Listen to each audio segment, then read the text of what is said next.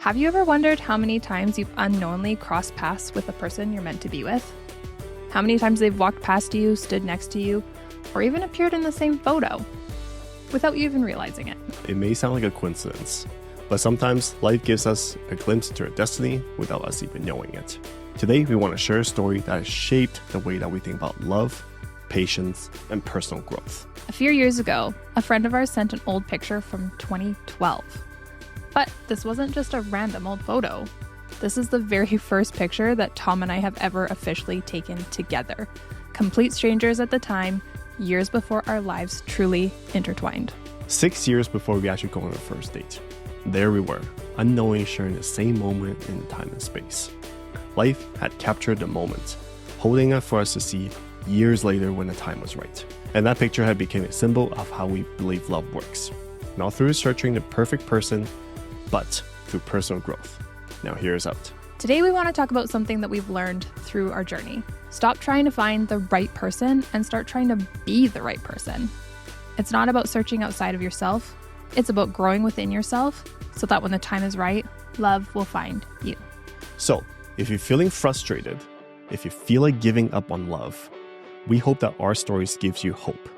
Because giving up on love means that you're giving up on yourself, on your progress, on your journey, and on the beautiful possibility that life has in store for you. Hey, what's up, everybody? Hello. Welcome back. If you haven't noticed, Tom shaved his mustache. Looking like a 25-year-old again. Looking good. Aw, thanks. While we're making this video, I feel like we want to inspire others out there to not give up on love, but instead to keep focusing on yourself. And we want to share our story of us. And it's kind of crazy thinking all the way back because, you know, we've been dating, and then all of a sudden we find this picture, this mysterious picture that our friend sent to us, and it's a bit of a mystery. And so we're gonna have it, kind of posted right here. But if you keep listening to the story, this picture will make sense.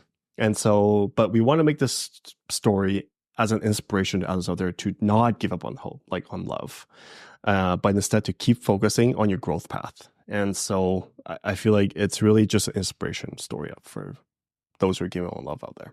And also just being patient with yourself, because lots of people tend to think it's everybody else and the world is so difficult. It's hard to find love in wherever you're living. You always hear that, right? Like, it's just so difficult for dating here. And it's like, well, you can hear that everywhere. It's so true. But okay, is it that or is it you? Yeah. It's such a good thing that you brought up because anywhere you go, we live in a fairly small city compared to bigger cities out there. But we often hear people who are in New York and Los Angeles and Toronto, Vancouver, they all complain the same thing. On TV. It's so hard to find love. And we're just like, bro, you live in a 30 million, come to 100,000 population city and then you come complain. Yeah, exactly. Yeah, I don't know. I feel like people use it almost as an excuse, and they use the dating scenes and the online dating. But at the same time, what are you doing different? Yeah. I guess the best thing to say is, are you being the person that you would want to date? Yeah, that is true. Yeah, would you date yourself? Yeah, would you date and fall in love with yourself? Because if not, then you're not ready to find somebody. Yeah, it's true. And to kind of go over it again, we are non-religious people. I never grew up with religion. You kind of did. I grew up in religion, yes. Yeah, but you don't really practice it or follow anymore. So we kind of want to just kind of keep that in mind as well. We do believe in fate. We do believe in a plan for some sort. Yeah, I believe everything happens for a reason. Yeah, and so that we want to go off of that. My famous quote. Shall I give it? All right, do it. Our lives are written out for us. We just don't know it until we get there. Yeah. And she said that years ago, and we still believe in that. Mm-hmm. Yeah. Oh, we should quote that or something. Should we I know. How do I TM that? Seriously. Ooh, Tom O'Malley. Yeah, seriously. Yeah, I don't know. I just dropped a bomb one morning, and I was I need to write that down. Now let's go back those 6 years before we actually met in 2018. So we're talking 2012 now. Where were we? What were we doing? That was Kony 2012 for those of you. That was what? That was Kony 2012. What is it, Kony 2012? For those of you who know, you know what Kony 2012 is. Why don't I know what Kony? Well, let's keep going. Okay. All right. So let's give a little backstory of where we were in 2012. I was in university. I was trying to become a doctor. Yeah, this guy, a doctor. Yeah, I was gonna become the most famous doctor there ever was in Canada. Little did I know my grades were not up to the par. But I was definitely an A. I don't even know, C. I wish I got C's actually. I was more of a D to get degrees kind of guy. I was horrible in biochemistry. It Which was you can't have that to be in medicine, right? no, can't you need at have these- least a 4.0, like minimum 3.7. It's so competitive. But anyways, that was a life that was planned for me by my parents, even before I even thought about who I wanted to be. So, I pursued it. I was like, all right, well, that's all my friends are going to university. I should probably do the same thing. So yeah, I was in university and just barely struggling by. Where are you at? Yeah, since I'm married to an Asian, can I make the joke that the stereotype is not correct with Yeah. Tom about Asians being Oh my gosh. smart? I am so far away from Asian stereotype. No, you know what? You are good at math. I love And that math. is also a stereotype. Yes, I love math and I love money. So yes, There's the Asian there's in the you. Asian in me. Oh, I'm a terrible person. I can Yeah. say that though because I'm married to one. Yeah, she's got Asian babies, so you got That's you true. got the Asian pass. I'll give it to you for a day. Oh, anyways, where was I in 2012? Well, frick, I don't even know. I know we had to think so hard. Yeah, Like- I know I had just moved to a different city and then I came back probably around that time. I did go to university, which actually means that Tom and I were in the same university Crazy. in the same year. However, yeah, I had dropped out. Yeah. So we got a university dropout. Yeah. We got a doctor dropout. Wow, not even a doctor. I love how I'm just like, we got, oh my goodness. Anyways, so I had dropped out. I was actually going to school to be a lawyer. That was my initial plan. And I literally remember, and I have a photo of this as well. I looked at my bed and it was full of all of these books. Those are classes I didn't even need. And so this is where I get really annoyed with the system of, I only need one class and I can only take that one class one time per year. So I'm spending tons of money and wasting my time on classes that I just don't care about and getting bad grades. And that was all very annoying to me. So I dropped out. I did not want to waste my time spending all this money into the university for no reason. It's kind of weird to think, right? Because you were in university, the same university I was in. So again, it's back to that. How many times have you and your potential loved one out there crossed paths? Mm-hmm. How many times has that happened already? How many times have you drove by each other or at the same mall, at the same party, whatever it is? Mm-hmm. But And yet, also, I mean, you and I both went to schools that were adjacent to each other. yes. And we never had the same group of friends either, which was No. very strange. No, we knew we- similar We people, knew some people. but not in the same path of group path or anything. So that was also very strange. Okay. So basically in 2012, I think I was just coming back from where I had moved to a different city, came back and basically just struggling to find a job and what I wanted to do with my life. So Yeah. I was a mess. I didn't know. And I was in equally as big of a shittier mess, if not. Again, we really try to think hard on what happened 12 years ago. But man, I was a guy that just had no idea who I was, what I wanted to do to life. And with all that, I had this social anxiety that was crippling me from even talking to anybody. Seriously, I was probably one of the most awkward guys I know. Which is curious about the photo now. Yeah, which was very bizarre how this photo came up. So This is Tom and I. from 2012, 20 literally 6 years before we met and had our first date. Mhm. How the frick is this possible? Yeah. And this was found by a close friend of mine who one day was like, hey, you need to see this shit. And I'm like, wait, hold up. Yeah.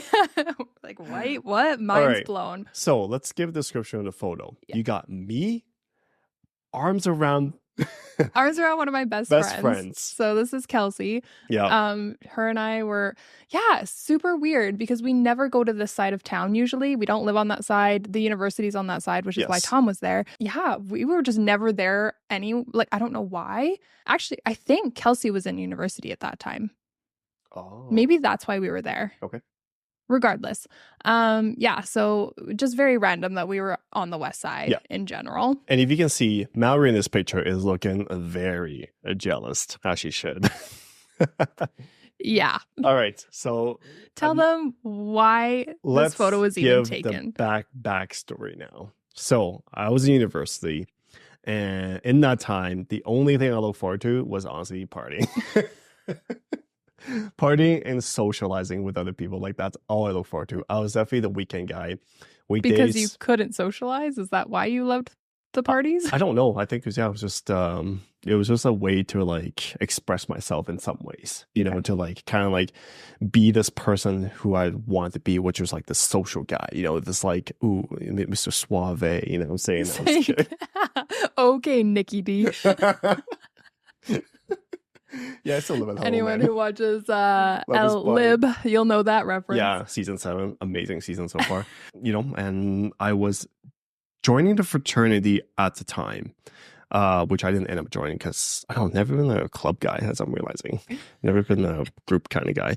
So, anyways, I went through as far as the initiation, and part of the initiation was that you have to go out and you got to do all these challenges, and one of the challenge was you have to go to just any spot and you have to take a picture with a friend and another friend that is looking jealous. So Jealous.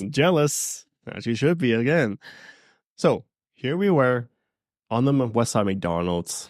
I think we're gonna go in to grab some food, I'm guessing. And then there was these 2 lovely ladies just standing there, and we're like, hey, they look like the kind that would maybe do a challenge. So we asked them, of course, knowing Mallory now, she would love to do the challenge with us. Yes. And so she did the challenge, and my friend took the picture, and that honestly, that night just kind of like, it was almost like water under the bridge. It was just like, I just didn't, it wasn't part of my memory after that ever since then. Yeah, seriously. Yeah, it was just like, oh, that was interesting. Okay, cool. What are we getting at McDonald's? Yeah, seriously. Like, what are the chances of that actually occurring? It just seems so strange. So it blew our minds that this actually happened. Like, still frustrates me and gives me goosebumps to think about it. Like, and that he kept that photo. And why was he looking at it? Yeah, it's just a 10 plus years photo. Why was he? Yeah. He just found it, and it's just like, what is the point of this photo? Like, that's what I keep thinking about too. Like, you know, like, again, we're not religious. We don't believe in, I mean, we sort of do, we don't. We're just we believe in higher powers. We'll exactly. Say that. We believe in the plan. We believe in faith. So, like, if that makes us religious, I guess. But at the same time, we don't go to church. We don't have a Jesus cross in our house. So, why do you think this picture is there? I don't know. I think I really don't have an answer. I think it's just bizarre. And it just, for me, this photo reconfirmed that we are in the right place in our lives. Yeah, I agree. I think it's a reassurance that, like, yeah, you're on the right path. You're with the right person. And this is all part of a plan. Which leads us to ask, why didn't we connect then? And why 6 years later? That's a long time, 6 years. 6 years is a long time. Now, why didn't we connect then? Oh, because we probably would have broken up within about 2 weeks. And I remember telling Tom when we first met, I was like, you would have not liked the person that I was. You would not even get to know that person. Yeah. That was that bad person, that picture. Yeah. So let's just have like a quick recap of who we were in our 20s. Do we have to? I don't want to. I don't want to either, but because now I have to explain to everybody that I had the daddy issues, which led me to have issues with the male figures and blah, blah, blah, blah, blah. I didn't know who I was. I was trying to be somebody else that somebody else would like, bottom line. And which led me to not be able to have friends or like connect with people. Because why would somebody connect with somebody who doesn't even know who they are? So that's where I was. Right. And I didn't have a plan about a career. I dropped out of university. I had several different jobs, which was okay, but I just needed to figure out what I wanted to do. I ended up doing the paralegal schooling, so I have that, I guess, which I did that in the time before we met. Yeah, so you had trouble making friends, that kind of thing? I don't know. I felt I had a wall up all the time because I'm like, I just didn't want people to know the true me A, because either I didn't know, or B, I was afraid that they would leave me just like my dad, the daddy issues. I hate saying that. Yeah. Which I guess lots of people don't actually know, but my dad wasn't in my life for many years. He had just left our family for a bit and then came back. Yeah, no, that would. So I struggled with that a lot. Yeah, no, that would traumatize someone for sure. Mm-hmm. Which is another video, probably potentially. Probably. Yeah. We'll Abandonment. Woo! Yeah. Yeah. But we, At 16. again, we're trying to emphasize that we have an inspirational story here, and we want those who are giving out love to not give out love. Correct. So that's where I was in those 6 years. That's the kind of person I was back then. Okay. Who was I? Yeah, I was someone who couldn't even keep a conversation for probably more than 2 minutes. I was someone who didn't like the way I talked, didn't like the way I looked, didn't like the way I just had no confidence in anything I do, which makes sense because I wasn't good at anything. But you gotta think, I was getting like C's and D's at school. So I didn't have school to like back me up my confidence. I didn't know anything on anything. I wasn't passionate about anything. I didn't know anything about like how to do music or like do martial arts or like, something cool that a guy would do. And so, yeah, I didn't have any confidence in just anything, which was a really shitty spot to be in, to be a guy in your 20s. But yeah, especially for a male, like lacking all of that. Oh my gosh, like how do you interact? Like how do you talk to anybody? Like, yeah. And so I was in the building phase of my life. I was trying to find something that I liked, which was, for me, it was bodybuilding, as you probably see. As you can tell. Working out was like really the only thing I was passionate about. And you guys should actually see a picture of Tom back then. Yeah, I don't want to brag, but like I was like moving weights around like for a guy my size. It was good. Like bodybuilding was like the only thing that gave me confidence, and I loved it. I still love it till this day. And so yeah, and there I was. I was just who I thought was a nobody. A guy that had like sweating problems if I get too awkward. Oh my gosh, that's another thing that I plan to share. Wait, is your forehead sweaty now? No, it's not, but don't, no. And yeah, the social thing got to me really, really good. Anytime that I feel like I felt awkward, my head would just like pour in sweat. So that was Which great. is crazy because that is not the person that I had met in 2018. Even talking about it, I'm like sweat. In 2018, like I would have never guessed any of this of Tom. Right. But we'll get to that later. So that leads us to have a deeper understanding of the people that we had to become, because there was obviously not the right timing for Tom and I to connect at that moment in 2012. Yeah. So knowing all of these things about ourselves, like what are some deep realizations that you had or things that you had to overcome in those 6 years? Oh my gosh, I think just to know that I'm enough, like I'm enough as a person, but that didn't come with no action. You know what I mean? Like the typical quote, right? Nothing changes if nothing changes. Or another quote is like, you can't keep doing the same things and expecting different results. That's another one. Again, the big thing is action. Like within those 6 years, I took so much freaking action. Like you have no idea the amount of shit I had to do in those 6 years. And I'm getting passionate about it because I am passionate about it, because I did a whole bunch of work in those 6 years. And that confidence didn't just come. I had to like every day I had to work at it. I continued bodybuilding. Like I did things that would make me feel that would gain confidence in myself, and I stuck to it. You know what I mean? Like I read tons of books. I finished my degree, and I got good at things that I wanted to get good at, and that gave me enough confidence, right? Right. So you're just basically building up the confidence in yourself. Yeah, exactly. That was like the main thing, hey? And then obviously finishing school and... Yeah, and finally like setting myself free and kind of like... Yeah, school was... Exactly, yeah. And then moving out and then, kind of like experiencing life. Like, like we've dated different people in those times too. So yeah, it was a bunch of little steps, but... I just kept going at it and I never gave up, and I did things that I thought was right doing. For me, I would say that I just had to keep making the same mistakes until I actually learned from them. And I'll say that again with like just male people in my life, I would make very similar mistakes. And then my last relationship before Tom and I met, that's when I truly learned like that A, I have value. B, I'm a special person that people need to start appreciating. And I have a voice. And yeah, it was just learning that I can love myself, because once I love myself, knowing that other people can love me too. And I know that I did a lot of growth in those aspects of just, yeah, self-improvement and like knowing who I am, because I didn't. I just was trying to be somebody that I thought other people would like. Yeah, and then obviously like rebuilding relationships with my dad was important to me. I definitely had to find my value, and that's definitely what I did in those 6 years, I would say, finding my value. It was a long road, because like, okay, let's just say 2012 didn't happen. Let's just say it happened 2013, 2014, 2015, like even in those years, I don't think I was quite ready yet. Yeah, definitely not ready. In 2018, let's jump a little before now. Like in 2018, I would say I was ready then.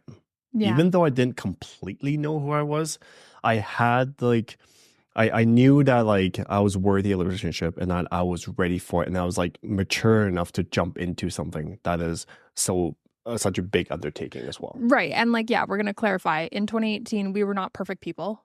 Like no, yeah. we still have done tons of growing since then. Yeah. But we definitely needed to learn about ourselves, what kind of relationships we truly wanted, and who we wanted to be within that relationship, right? Yeah. Yeah, I know that you would have not liked the person I was, especially because I always had a wall up.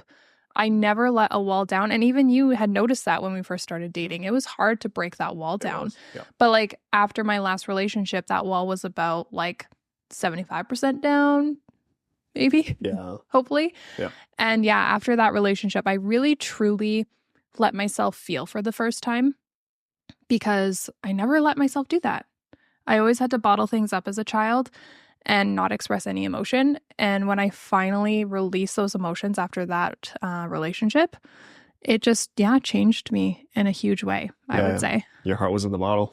My heart was in the bottle. Yeah. That's right. Yeah. Yeah. And it finally started cracking the bottle. Yeah. Well, the other thing we had to learn was like, how do you be happy by yourself? You know, are you happy with yourself? Yeah. You know, it's that thing that we said at the beginning again, you know, like stop trying to find a perfect person, but be the perfect person. Exactly. Yeah. And I definitely remember I had a conversation with my mom, and I said to her, I'm like, I am going to be sad. Like this relationship just ended for the right reasons, which I knew at the time. I knew that it wasn't the right relationship, which is why it didn't continue. But I was like, I'm gonna be sad for a bit, because I'm allowing myself to be sad. Because the old me would have just been like, I'm over it. It didn't really matter to me, because like I don't care. Right. And that was a huge part of my life, is I don't care. Like I just couldn't feel anything, right? Well, yeah, and to be sad, it means that you have to, you know, you're broken down. You have to rebuild yourself back up again, right? Mm-hmm. So that's important. Mm-hmm. Yeah, which is where I was prior to us meeting. Like I was healing from all of that. Yeah. And when I was truly healed, you came into my life. Yeah. Yeah, it's really cool to see all that. And yeah, again, I think the picture means, I don't know, it's just such a big reminder of everything, you know. It's a reminder that we were on the right path, even though we had to go through horrible speed bumps in our lives. Yeah. Like we all had to do that. We overcame the things that we had to overcome. And here we are. Yeah, exactly. Like we, both of us then grew up in like, you know, the ideal kind of family picture. You know, they did the best they could, as we mentioned in other videos. Which if you haven't watched it, you should definitely check out our generational cycle video. Yeah, exactly. But, you know, I've always had this picture of the guy that I want to be. Even like when I was very little, I had this picture, but I was never there. And so I think that was a big motivator for me to be that person, you know, to be that person that didn't care what other people think about me, and that person that just speak their mind. I feel like that was the person who I wanted to be. Mm-hmm. Yeah. And so basically, to sum all of the stuff that Tom and I are saying, is we did not take life lightly, I would say. We definitely went through a lot of turmoil, and we came out of it. Like we didn't just sit and sulk and just let life beat us down, even though it did, right? That's just what happens in your 20s when you're trying to figure life out. But we definitely persevered and kept pursuing a better us, even in our 20s, without really realizing it. You know, we just wanted to be better people. We wanted to, just grow in life, right? Yeah. You know, I would say when we met, you know, I have a lot of friends that met their significant others a lot earlier than we did. A lot earlier. Yeah. And so, you know, there was a lot of patience that needed to be there as well. You know, like I didn't, it's hard when you see everyone else in relationships and you're like, what's wrong with me? exactly. Right. And I'm not going to say that there's something wrong with you, but like at the same time, it's like that's a perfect moment to self-reflect on who you actually want to be and like what kind of person do you want to attract? Like, are you in a space to attract the person that you want?